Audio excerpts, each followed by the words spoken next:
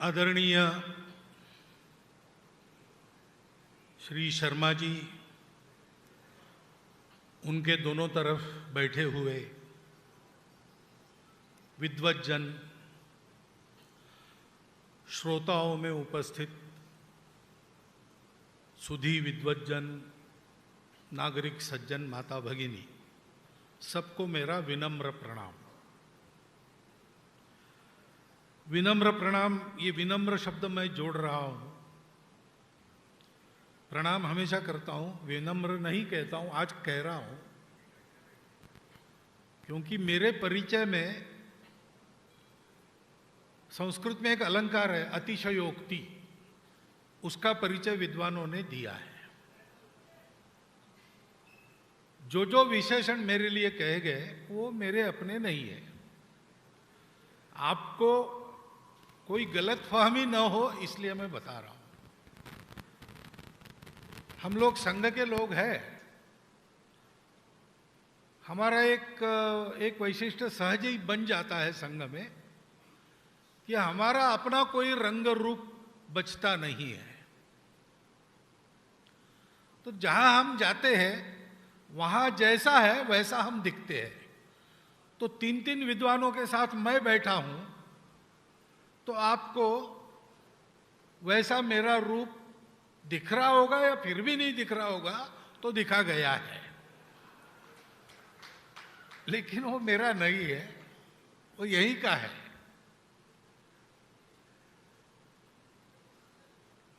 ये काव्य, महाकाव्य, इसके बारे में तीन विद्वानों की संस्तुति आपने सुनी है। वो ऐसे ग्रंथों को पढ़ना, समझना और उसके बारे में कुछ बोलना, इसके अधिकारी लोग हैं। एक सामान्य व्यक्ति के नाते पढ़ने का थोड़ा बहुत पढ़ा मैंने, पूरा अभी पढ़ा नहीं। पूरा पढ़ने में समय लगेगा क्योंकि ये ग्रंथ ऐसा नहीं है कि दोपहर के समय भोजन के बाद हाथ में लिया और चाय तक पढ़ डाला। इसको समझ के पढ़ना पड़ता है। ये ग्रंथ एक कृति है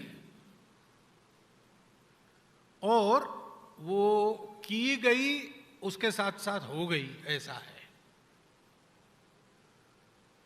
विचार पूर्वक ऐसी जो कृतियां होती है लोक कल्याण की इच्छा से प्रतिभावान विद्वानों द्वारा, उसको पढ़ना आसान काम नहीं। आपको पता है, जय नाम का इतिहास श्रीमद् व्यास जी ने लिखा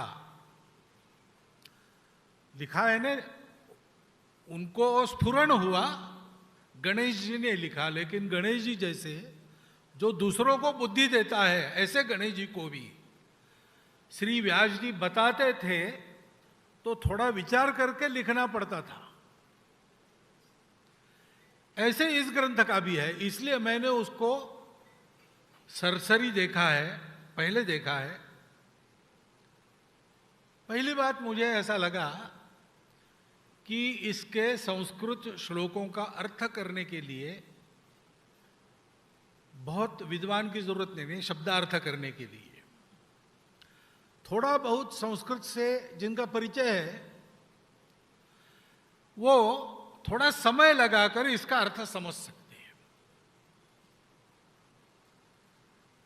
दूसरी बात है कि संस्कृत में जो अलंकार है, उपमा, उत्प्रेक्षा, दृष्टांत आदि सब, संधि समासों के प्रकार है, मात्रा वृत्तों के और अक्षरगण वृत्तों के प्रकार है, वो सब इसमें देखने को मिलते हैं।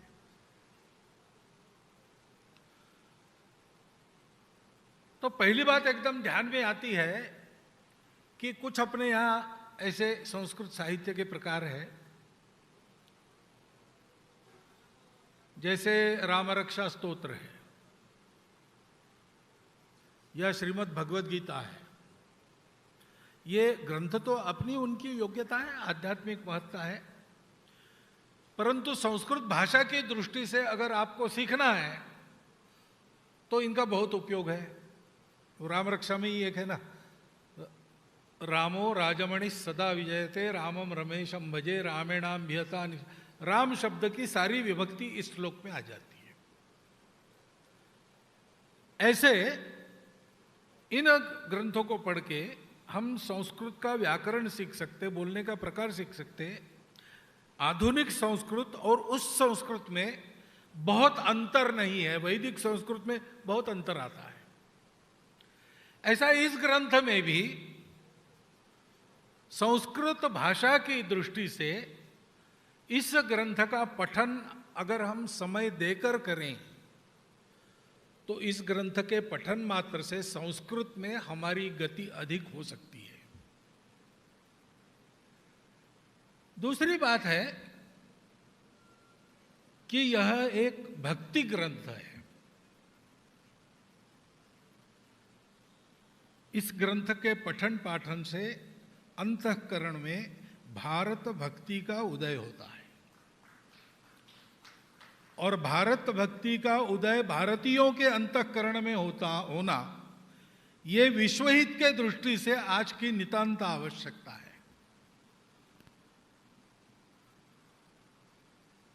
हमारी दृष्टि से नहीं, केवल वास्तविकता को देखेंगे तो अनेक महापुरुषों का ये अनुभूत सत्य है। हमारी भारत माता, यह जो हमारा अखंड भारत देश है, हिमालय की दोनों भुजा हिंदू कुश से काराकोरम तक की, सागर पर्यंत भूमि तक जितनी भूमि को अपने आलिंगन में लेती है, उतनी यह भारत भूमि, वो हमारी भारत माता, ये चैतन्यमयी है, केवल मृण्मयी नहीं है, वह चिन्मयी है। और इसका प्रत्यक्ष अनुभव बहुत लोगों ने किया है।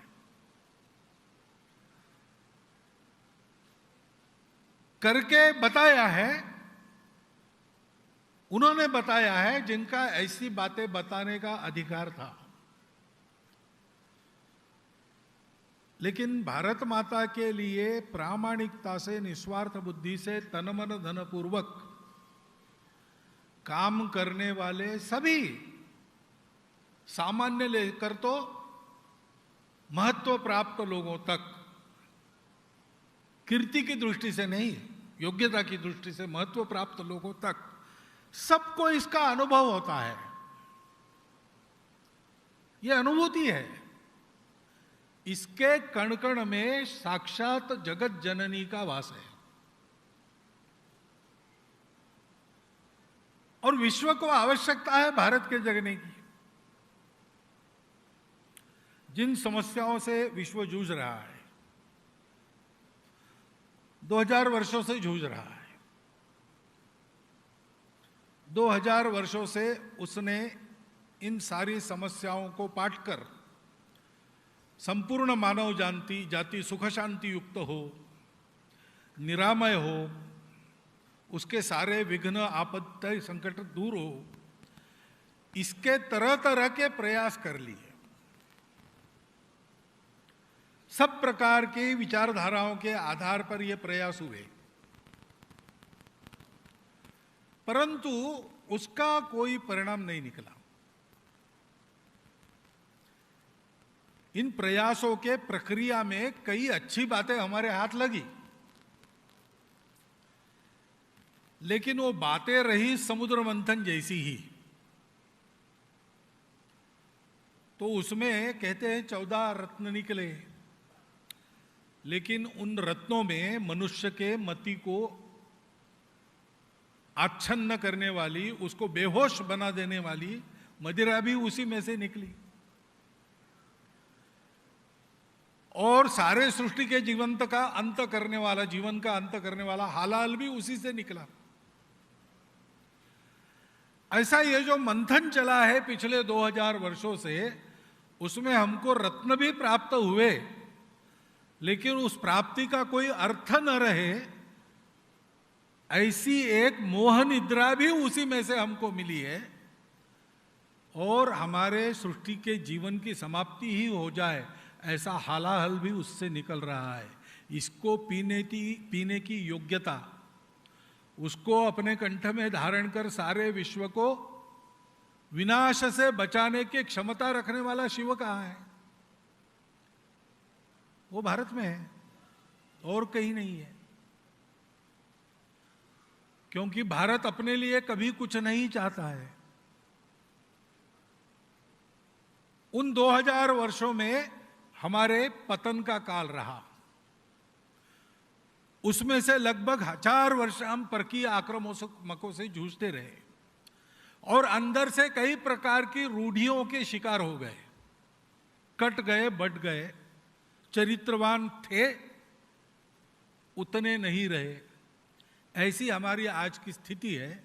लेकिन इस स्थिति में भी संपूर्ण विश्व के जनता का विश्वास किस पर है, ऐसा देखेंगे तो ये ध्यान में आता है कि वो भारत पर है।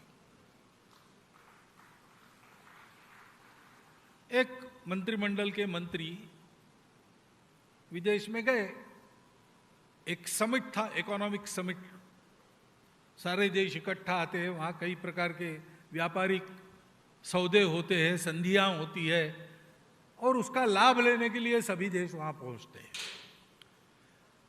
तो उसमें भारत का प्रतिनिधित्व करने के लिए ये भी गए थे। उन्होंने वापस आने के बाद मुझे वहाँ का अनुभव बताया। उन्होंने कहा काम की बातें जिस दिन होनी थी उसके एक दिन पहले रात को मध्य पूर्व के सारे देशों के शिष्टमंडलों के प्रमुख मुझे मिलने आए और उन्होंने हमको कहा कि देखिए, हमारा भारत पर विश्वास है, बाकी लोगों पर है नहीं। उनके साथ व्यापारिक संधि वगैरह हमको करनी पड़ती है, हम करेंगे भी, लेकिन हम जानते हैं कि ये वचन देंगे और कुछ चतुराई करके अपना वचन पूरा नहीं करेंगे। कुछ हमको देंगे तो उससे दोगुना तिगुना हमसे ले लेंगे। वो हमको ठगते हैं, ये हमको पता है, लेकिन हम कुछ नहीं कर सकते। भारत के बारे में हमारा अनुभव ऐसा है कि भारत ठगता नहीं, जो जितना बोलता है वो उतना पूरा करता है। इसलिए हम सब लोग चाहते हैं कि हमारे सारे संधि भारत के साथ हो जाए, लेकिन आपका टेंडर आप कम करो तो हम आपको दे देंगे, नहीं तो हम दे नहीं सकेंगे। ये वो बताने के लिए आए थे, क्योंकि उनका विश्वास भारत पर है। ये भारत की महत्ता क्यों है? उसके कारण उसकी शिवता है, उसके बारे में विश्वास है, उसकी अपनी आत्मीयता विश्व के प्रति है और उसके चलते आज भी दुनिया देख रही है कि इस संकट से अब तारणहार कौन है। हमने सब पुरुषार्थ करके देख लिया, हमसे नहीं होता, किससे हुआ था? तो पुराण काल की ये कथा है शिवजी का हलाल प्राशन, लेकिन तब से लेकर अब तक की हमारी परंपरा में बार बार हमने उस हलाल को प्राशन किया है और हम अमर बन गए हैं। अमृत पीकर दुनिया मरती, लो अमर हुआ मैं विष पीकर, ऐसा हमारा इतिहास है। इन शिवजी की महत्ता क्या है? इन शिवजी में जो शक्ति है वो जगत जननी दुर्गा है, चित स्वरूपिणी, जिसका हमारे लिए पार्थिव रूप, मृण्मय रूप भारतांबा है। उस शक्ति के इकार को अगर शिव से हटा देंगे तो शिव का शव ही रह जाएगा, और क्या रहेगा? उस शक्ति की आराधना करनी है। सुब्रमण्यम भारती कवि हो गए तमिलनाडु में, बड़े देशभक्त। अंग्रेजों के काल में स्वतंत्रता संग्राम में उनका योगदान हमेशा रहता था। उन्होंने एक कविता लिखी है और उसमें वो कहते हैं, हे भारत जननी, तुम सारे विश्व की धारणा करती हो, पालन करती हो। हम तुम्हारी संतान मोह निद्रा में ग्रस्त, तुम्हारे लिए कुछ करने के सामर्थ्य को खोकर यहां तुम्हारी गोद में खेल रहे हैं, और इसलिए हम तुम्हारा दर्शन करते तो हीन दीन परतंत्रता की जंजीरों में जकड़ी तुम हमको दिखती हो, हम जानते हैं कि तुम ऐसी नहीं हो, ये तुम्हारा नाटक है। कृपया हमारी इस दुर्बलता तो तुम दूर करो और इस नाटक में तुम हमारी मां हो, तुमको सब वैभवों से मंडित कर सके, हम इस नाटक को अच्छी तरह खेल सके, ऐसा सामर्थ्य हमको दो। यानी इस भारत माता के उद्धार का सामर्थ्य हमको देने वाली कौन है? वही है। ये तो कृपा पूर्वक वो हम लोगों के साथ ऐसे खेल रचती है और हमारी परीक्षा लेती है। हम अगर उसकी परीक्षा में पार होने लायक बन जाए तो विश्व गुरु सामर्थ्य संपन्न अखंड सर्व वैभव संपन्न भारत का निर्माण उस भारत जननी की कृपा से ही हमारे हाथ से होगा, ये पक्की बात है। और वो होने की आवश्यकता है विश्व के लिए। और इसलिए उस भारत भक्ति के जगने की आवश्यकता है। भारत भक्ति से कूट कूट भरा हुआ भारत के संपूर्ण गुण वैभव का वर्णन जिसमें है, ऐसा अर्वाचीन समय में मैंने पढ़ा हुआ ये पहला महाकाव्य है। योग्यता तो इसकी ये है कि भारत भक्ति के संस्कारों की दृष्टि से और संस्कृत भाषा के अध्ययन के दृष्टि से अपने देश के विद्यापीठों में इसको पाठ्य पुस्तक करके रखा जाना चाहिए।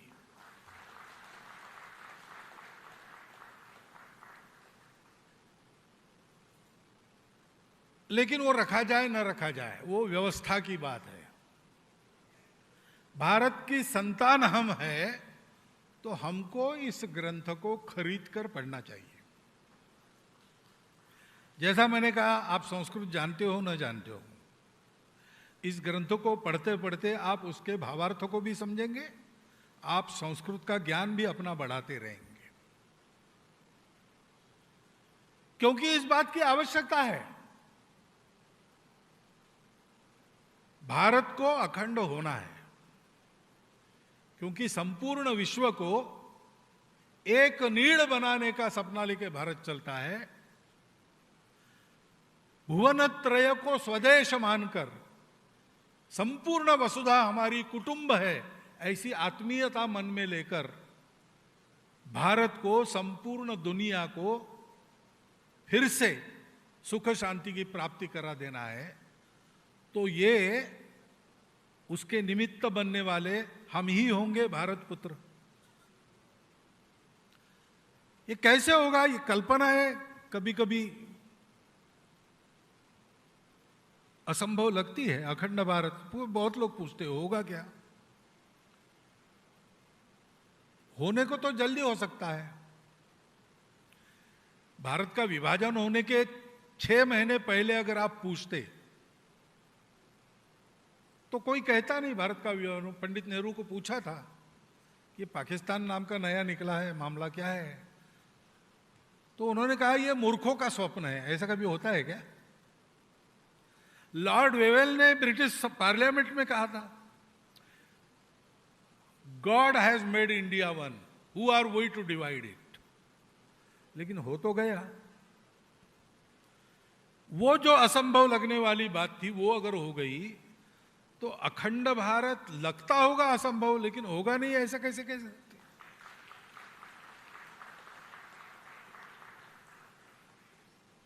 क्योंकि उसके होने की आवश्यकता है।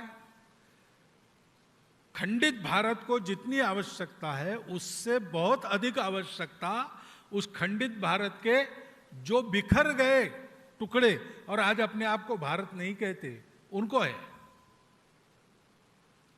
क्योंकि आप देखिए कि जब से वो भारत नाम से अलग हो गए तब से अभी मैं यहां बोल रहा हूं इस क्षण तक का उनका इतिहास क्या है, घटनाक्रम क्या है? गांधार का अफगानिस्तान बन गया, जिस दिन बन गया होगा उस दिन से अब तक अफगानिस्तान में सुख शांति है क्या? पाकिस्तान बना उस दिन से अब तक पाकिस्तान में सुख शांति है क्या? अखंड भारत के जो भूभाग आज भारत नहीं कहलाते, उनमें दुख ही दुख है।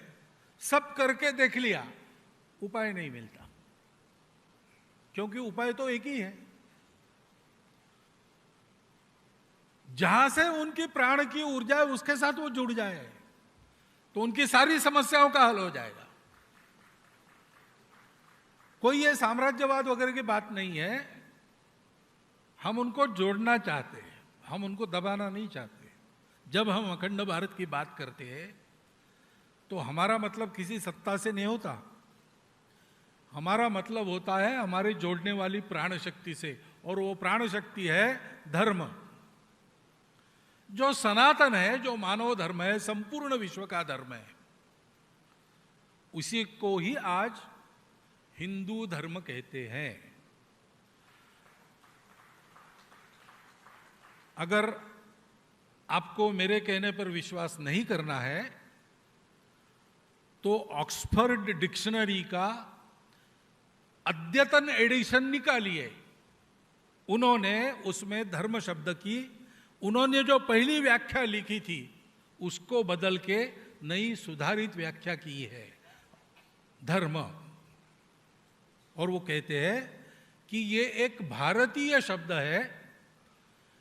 इसका अर्थ ये होता है कि वो एक वैश्विक नियम है। वैश्विक है यानी सबका है, हमने बनाया नहीं, किसी ने, वो है, इसलिए वो सनातन है। उसका आदि नहीं, उसका अंत भी नहीं, क्योंकि विश्व उस नियम पर चलता है। उसका अंत होना है तो विश्व को पहले अंत होना पड़ेगा। वो धर्म हमारा प्राण है, वो सबकी धारणा करता है। वो धर्म एक सत्य पर आधारित है, सर्वम खल्विदम ब्रह्म। ब्रह्म क्या है, उसके दर्शन अलग अलग हो सकते हैं, आस्तिक भी हो सकते हैं, नास्तिक भी हो सकते हैं, लेकिन एक बात पर सब एक मत है कि ये सारी जो विविध सृष्टि दिख रही, अलग अलग दिख रही और अलग अलग प्रकारों की दिख रही, परस्पर विरोध भी इसमें दिखता है, लेकिन है ये एक ही सत्य का आविष्कार है विविध रूपों में। और इसलिए दिखने वाला कुछ भी कैसा भी हो, सब अपना है, सब एक ही है। अपनत्व के आधार पर सारे व्यवहार करो, संबंधों के आधार पर सारे व्यवहार करो, स्वार्थ को छोड़ दो, भेद को छोड़ दो। ये भारत का प्राण है। उसके साथ जुड़ जाएंगे तो आप दिखते कैसे हैं, पूजा किसकी करते हैं, खाते पीते क्या है, कहां रहते, किसी बात का कोई मतलब नहीं। ये सब होने के बाद भी आप अपने हैं, इसलिए अपनों का जो कुछ है वो कौतुकास्पद ही होता है। जीवन में अपनत्व की प्रवृत्ति ऐसी रहती ना। माँ बाप, पड़ोसी के बच्चे ने कुछ गड़बड़ की तो कहते कि वो ऐसा ही है, वो खुरापाती बच्चा ही है, और अपने बच्चे ने कुछ किया तो कहते कि वो बड़ा कल्पक है। विभिन्न प्रकार से सोचते रहता है। क्यों? वो अपना है इसलिए। लेकिन कभी कभी ये भी होता है कि जो अपना है उसकी कीमत नहीं रहती। जब अपना है उसकी कीमत नहीं रहती तो जीवन खराब होता है। जब अपना है उसको अपनत्व की दृष्टि से हमेशा देखते हैं, तब जीवन उत्तम होता है। तो ये जो हमारा अपना है, वो हमारा अपना जो भी है, वो ऐसा क्यों है, क्यों हम ये मानते हैं कि सब अपने हैं? इसलिए उसका कारण हमारी भारत माता है।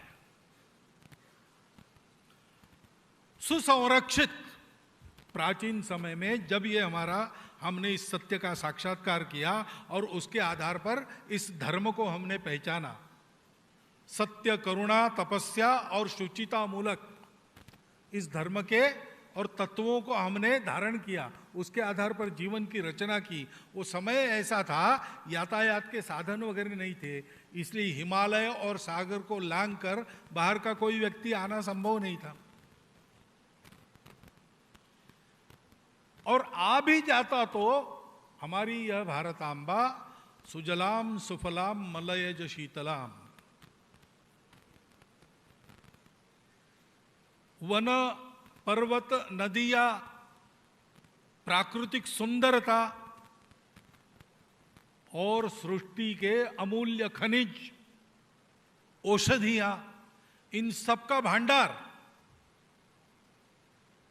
उसमें कोई अगर आ ही गया बाहर का तो हम कहते भाई आओ, हम इतने लोग खा रहे हैं, तुम और एक, हमारा क्या बिगड़ता है, भरपूर है माता के पास।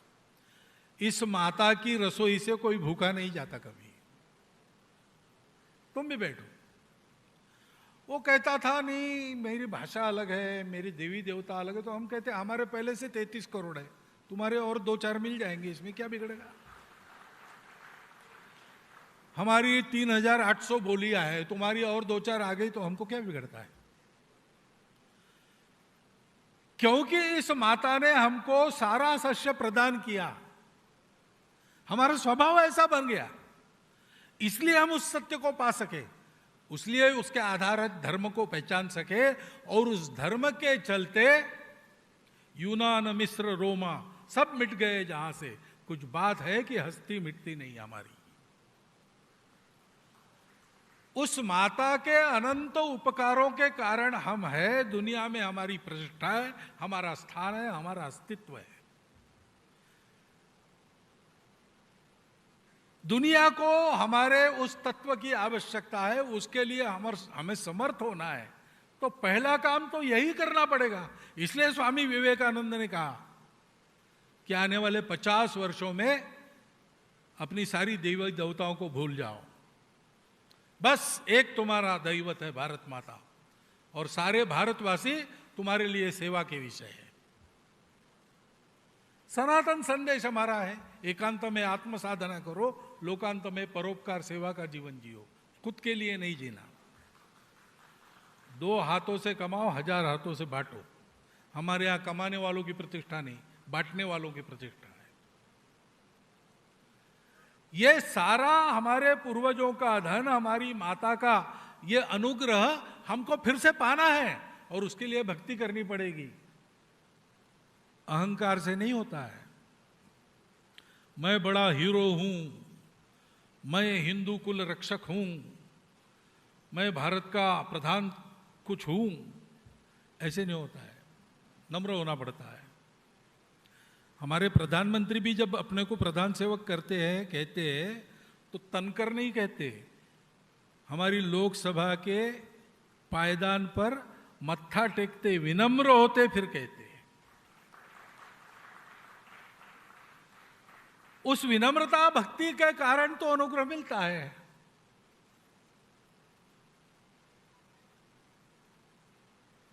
कृष्ण भगवान की तुला हुई, स्वर्ण तुला हुई, तो सारी अष्टम से 7 नायिका आ गई। सत्यभामा विशेष करके उसको बड़ा अहंकार था कि मेरे ही कारण सारा वैभव डाल दिया उन्होंने पलड़े में, लेकिन श्री कृष्ण का पलड़ा भारी। तो फिर रुक्मिणी आ गई। रुक्मिणी को कहा कृष्ण ने कि देखो ये हो ही नहीं रही तुला, तुम्हारे पास कुछ है क्या। तो रुक्मिणी ने एक तुलसी दल तोड़ा और वो डाल दिया, और श्री कृष्ण का पलड़ा ऊपर उठ गया। सबको प्रश्न हुआ कि इतना सारा है, हमने दिया उससे और एक तुलसी दल से। तो कृष्ण ने कहा ये तुलसी दल का नहीं, वो जो प्रामाणिक भक्ति है, प्रेम युक्त भक्ति है, उसका ये प्रताप है। वो भक्ति युक्त प्रेम जगने की आवश्यकता है, उसके जगने से शक्ति प्राप्त होती है। शक्ति भक्ति की होती है। ज्ञान और कर्म ये दोनों आवश्यक रहते हैं, लेकिन इन दोनों का आधार भक्ति नहीं है, तो क्या होता है, ज्ञान अहंकार को जन्म देता है और कर्म विक्षिप्त कर्म बन जाते हैं। राम के पास था, रावण के पास भी था, ज्ञान दोनों के पास था। रावण का रचा स्तोत्र शिवजी पर आज भी हम गाते हैं संस्कृत में। शिव जी के भक्त थे, राम भी भक्त थे, रामेश्वर की शिवलिंग की स्थापना उन्होंने की। तो क्या हुआ कि राम को हम राक्षस कहते, रावण को राक्षस कहते और राम को भगवान कहते? बस वही बात है, भक्ति, सृष्टि के सत्य से जुड़ना। केवल रूखा रूखा वेदांत नहीं, करुणा के साथ जुड़ना, तो वो भक्ति हो जाती है। वो भक्ति राम ने की। कर्म के बारे में भी ऐसे ही है, भक्ति पूर्वक कर्म करते तो आप, अभी गर्मी के दिन आ रहे हैं, ऐसे दोपहर आप ज्यादा बैठेंगे, आपको प्यास लगेगी, रास्ते पर होंगे, आप किसी रेस्टोरेंट में जाके पानी मांगेंगे तो वेटर आपको ऐसे तिरस्कार से देखेगा कि बस पानी पी के जा रहे हैं, कुछ खाएंगे पिएंगे नहीं, पैसा नहीं देंगे। और सामान्य होटल है तो चारों ग्लास में अपनी उंगली डुबा के आएंगे, ऐसे पटक देंगे, खाओ। घर में जाके पानी मांगो तो पानी, केवल पानी नहीं आता, थोड़ी सी मिठाई आती है, गुड़ आता है, खाली पेट पानी नहीं पीना चाहिए, और एक गिलास पानी आपको चाहिए, लोटा भर के आता है। ये फर्क क्यों है? भाषा तो एक ही है, शब्द एक ही है, पानी, पानी मांगा हमने, पानी इधर आता है लेकिन इस प्रकार आता है, उधर आता है उस प्रकार आता है, फर्क क्या है? यही प्रेम भक्ति का फर्क है।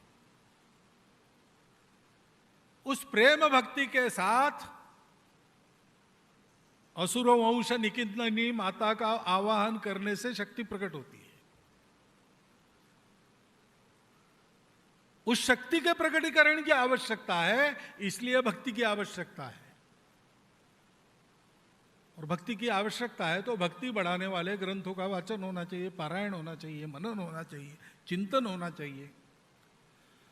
उस दृष्टि से एक सर्वांग परिपूर्ण ऐसा उत्तम सुंदर ऐसा ग्रंथ आज प्रकाशित हो रहा है। हम सब भारतवासियों के दृष्टि से एक बड़ी अच्छी घटना है, अलौकिक घटना है, और मुझे लगता है कि इसका पठन हम सब लोग करेंगे, मनन करेंगे, चिंतन करेंगे तो ये भविष्य का संकेत देने वाली घटना बनेगी। क्योंकि इससे कोटि कोटि हाथों वाली मां का अद्भुत आकार उठे, जगत जननी का जयकार उठे, हिंदू भूमि का कण कण होकर शक्ति का अवतार उठे, जलथल से अंबर से फिर हिंदू की जय जयकार उठे, जगत जननी का जयकार उठे। ऐसा परिदृश्य संपूर्ण विश्व में हम इन्हीं आंखों से, इन्हीं नेत्रों से देखेंगे, इसी जीवन में देखेंगे। और यही इस ग्रंथ की लक्षित फलश्रुति है। उस फलश्रुति की परिपूर्णता को हम सब लोग इस ग्रंथ के अवलोकन, मनन, चिंतन से प्राप्त करें, ऐसा एक अनुरोध आपके सामने रखता हूं। और ये फलश्रुति साकार होने का अवसर सबको प्राप्त हो, ऐसी शुभकामना ग्रंथकर्ताओं सहित सबको देता हुआ मैं अपने 4 शब्द समाप्त करता हूं।